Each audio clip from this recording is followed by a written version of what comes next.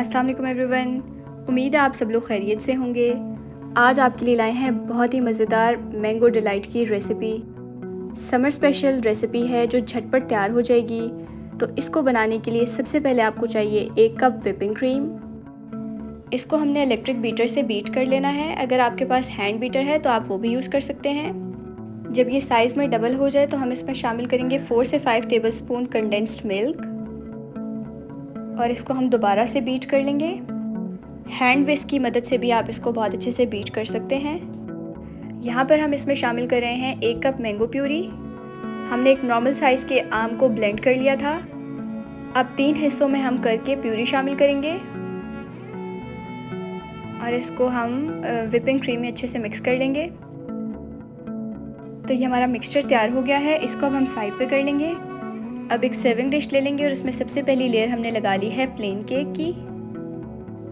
Market से ये plain cake बहुत ही इजीली मिल जाएगा।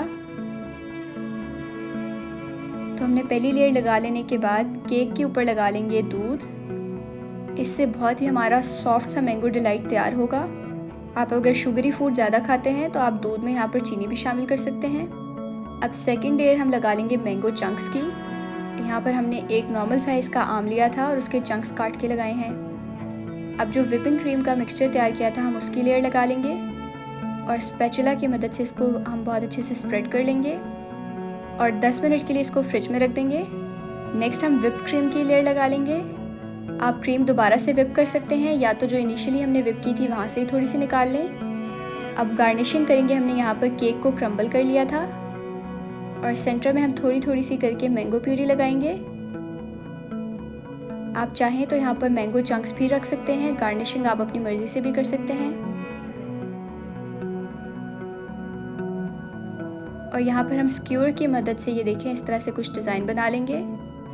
तो ये हमारी बहुत ही मज़ेदार मैंगो डिलाइट की रेसिपी थी। आई होप आप सब लोगों को पसंद आई होगी।